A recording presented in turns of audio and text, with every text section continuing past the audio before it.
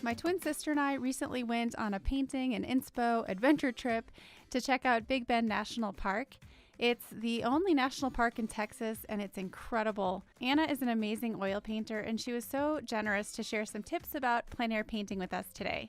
We're here at Big Bend National Park. This is my twin sister, Anna Rose Bain. She's working on a masterpiece right behind me. We're on a twin trip, just enjoying some wonderful sister time in nature. It's a little chilly today, so we're all bundled up, but we're in front of the Chizos Mountains right here. It's absolutely spectacular. I did a little painting. I wasn't super happy with it, but here's my painting. Getting the values right that are so subtle on a day like today is so tricky. But Anna is a super experienced plein air painter, and I'm just gonna ask her a few questions about her experiences with plein air painting. And I'd love for you guys to get to know my sister a little better. Here's a link to her channel, so go follow her. Because it was such a cold and windy day, we found a spot just along the roadside where we could quickly set up our easels. Carrying all that extra painting and filming equipment can make long hikes really tough, especially if you don't end up painting anything. So setting up along the road was perfect for this day.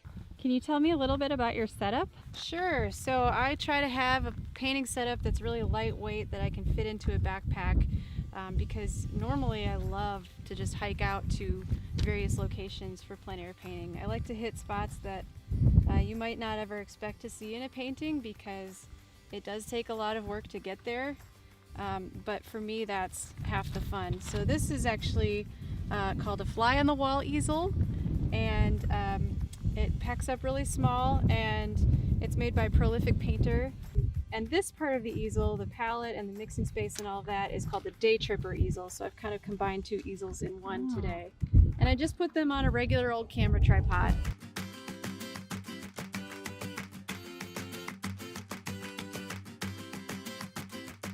Just doing some broad strokes of color and value right now. There's nothing really detailed in here yet, but I try to get the overall color harmony first, and then I can go in and add details later.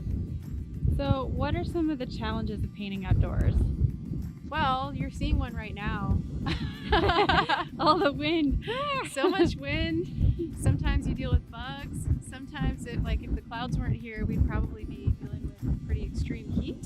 Because we're getting to that time of year. Other times it might be extreme cold, or it might be noisy tourists and onlookers.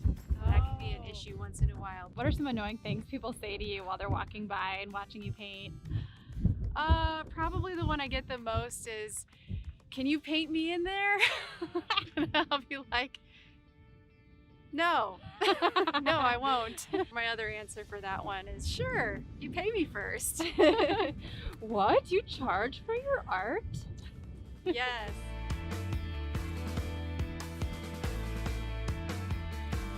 So for someone who's never done this before, this can seem really intimidating, just having all this gear, getting outside.